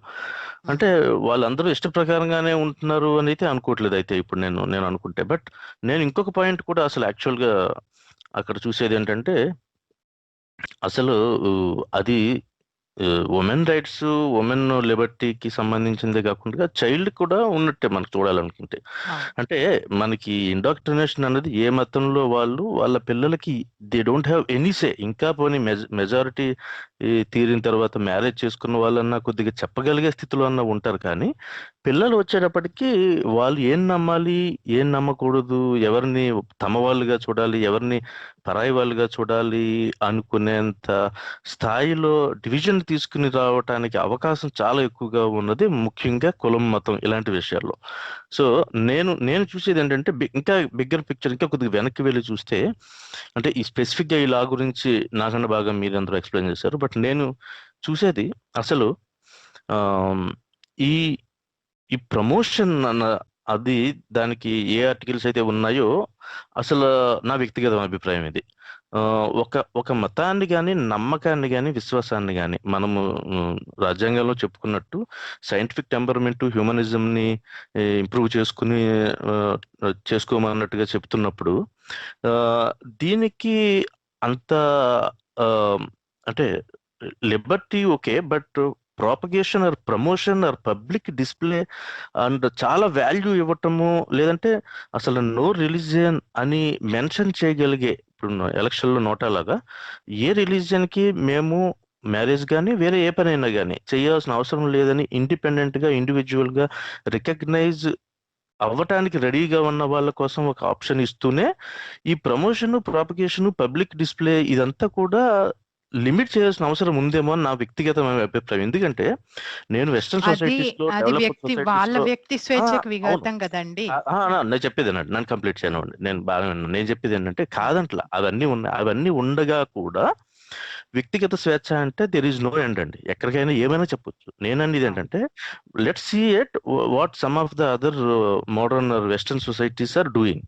సెక్యులర్ స్టేట్స్ లో దే అంటే నేను చూసింది అంటే అది బికాస్ ఆఫ్ ఈ ఎన్ఫోర్స్మెంట్ ఏంటనేది నాకు ఇంకా నేను డీటెయిల్ గా వెళ్ళలేదు. బట్ ఇంత పబ్లిక్ గా, ఎంత అగ్రెసివ్ గా ఒకళ్ళ మీద ఒకళ్ళు, ఇప్పుడు మన వినాయకుడి నిమజ్జనంలో చూసుకున్నా, ఇంకో రోజు చూసుకున్నా, మీరు కోస్టల్ సిటీస్ లోకి వెళ్తే మీకు పట్టపగలు రాత్రి అన్న తేడా లేకుండా పెద్ద పెద్ద మైకులు పెట్టి వాళ్ళకి సంబంధించిన దేవుణ్ణి పొగడటం, వేరే వాళ్ళని తిట్టడం దగ్గర నుంచి ఉన్నాయండి. అంటే ఇది ఎవిడెన్స్ ఉందా లేదా అని ఇందాక ఎవరో గోవింద్ గారు అన్నట్టుగా అన్నారు. ఎవిడెన్స్ అయితే వ్యక్తిగతంగా నాకు తెలుసండి, అది అనెక్డోటల్ ఎవిడెన్స్ అనొచ్చేమో, బట్ అది నేను అనుకోవటం ఇంకా రూట్ లెవెల్లోకి వెళ్తే అసలు అది ఎవిడెన్స్ కాదండి. నేను అన్నది లవ్ జిహాద్ ఎవిడెన్స్. అది నేను రెండు చెప్తున్నా, అంటే రెండింటికి నేను పాయింట్ చేస్తున్నా. అంటే ఒకటి, కన్వర్షన్ చేయటానికి అగ్రెషన్ ఉన్నది. ఎందుకంటే వాళ్ళకి some people are getting benefited out of doing that. అది వాళ్ళు ఒక దాంట్లో ఉండి ఒకటి చేయటం అన్నది ఇప్పుడు పబ్లిక్ గా మనకి గవర్నమెంట్లే అఫీషియల్ గా సపోర్ట్ చేస్తూ నెలకి 5,000 ఏదో ఇస్తున్నట్టుగా ఉన్నప్పుడు, నేననేది ఏంటంటే అసలు సపోర్ట్ చేయకండి. ఎందుకు చేయాలి? నువ్వు ఏ మతానికి కాకుండా హ్యూమనిజానికి నువ్వు ఇంపార్టెన్స్, సైంటిఫిక్ టెంపర్మెంట్ కి అన్నప్పుడు దానికి కంప్లీట్ ఆపోజిట్ గా ఉన్నదానికి నువ్వు ప్రమోట్ చేయకు. కనీసం నువ్వు పుష్కరాలకి నువ్వు డబ్బులు పెట్టకు, బస్సులు ఎక్కువ, ఫ్రీ బస్సులు ఎక్కడికైనా వెళ్ళటానికి ఇవ్వకు. అండ్ ఇంకొకటి, ఇది దీనికి అన్నాను, ఇంకొకటి లవ్ జిహాద్ ఏదో అన్నది, నేను పదం నా అంతటి నేను తీసుకురాను షోలోకి. బట్ అది నేను పర్సనల్ అండ్ ఇండివిజువల్ కేసెస్ కిందే నేను అనుకుంటాను. అది ఆర్గనైజ్డ్ గా, లేదంటే కన్స్పైర్ చేస్తూ అందరూ ఇలా చేస్తున్నారు అనటానికి మన దగ్గర ఏ ఆధారాలు లేదు. కాకపోతే ఒక చిన్న పాయింట్ కూడా ఇంకొకటి యాడ్ చేస్తాను. నాకు డైరెక్ట్ గా తెలిసిన వాళ్ళు కాదు, కానీ ఒక చాలా పెద్ద కేసు జరిగింది ఒక 15 సంవత్సరాల క్రితం అనుకుంటా, హైదరాబాద్ లో. ఒక ఒక ఒక అమ్మాయిని వేరే వాళ్ళు తీసుకుని, మ్యారేజ్ అయిన తర్వాత తను రాలేదు, వీళ్ళు కేసు వేశారు. ఆ అమ్మాయిని ఒక ప్రముఖ రాజకీయ నాయకుడి, పాత బస్తీకి సంబంధించిన ఆయన, కోర్టు దగ్గర కూడా తీసుకెళ్ళడం జరిగింది. ఆ అమ్మాయి కాదు కూడా తెలియనట్టుగా, బుర్కా అది వేసుకున్నట్టుగా. సో నేనేమంటానంటే, ఇది ఇండివిజువల్ కేసే, నేను యాక్చువల్గా షోలోకి తీసుకురావాలని ఉద్దేశం లేదు. కాకపోతే దీన్ని ఒకవేళ ఇన్ కేస్ ఆ తండ్రి అతను చెబుతున్నట్టుదే నిజమై ఉంటే దీన్ని ఎలా అడ్రస్ చేయాలి అన్నది, మేబీ ఎగ్జిస్టింగ్ లాస్ ఉన్నాయేమో, ఐ డోంట్ నో.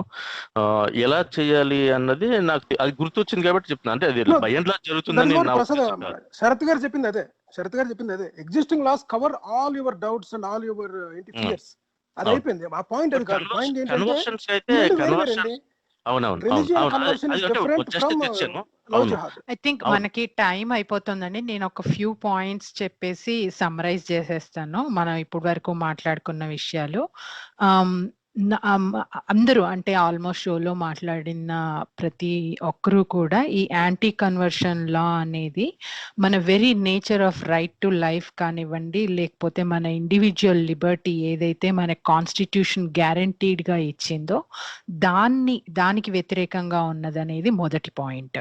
రెండోది, ఇది కోర్టులో అంటే సుప్రీంకోర్టులో పిటిషన్ దాఖలైంది. అది ఏం చెప్తుంది అనేది మనం అందరం వేచి చూడాలి. కానీ మనం అనలైజ్ చేసినంత వరకు కోర్టులో ఇది నిలబడకపోవచ్చు, సుప్రీంకోర్టులో ఇది నిలబడకపోవచ్చు అనేది మన అసెస్మెంట్.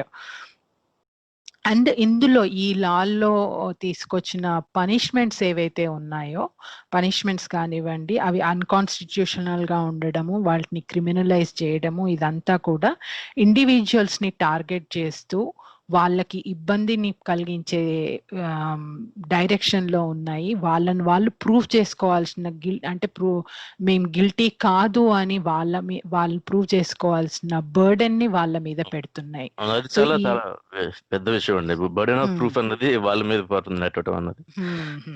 హెరాస్మెంట్ అవకాశం ఉండేలాగా ఉంది.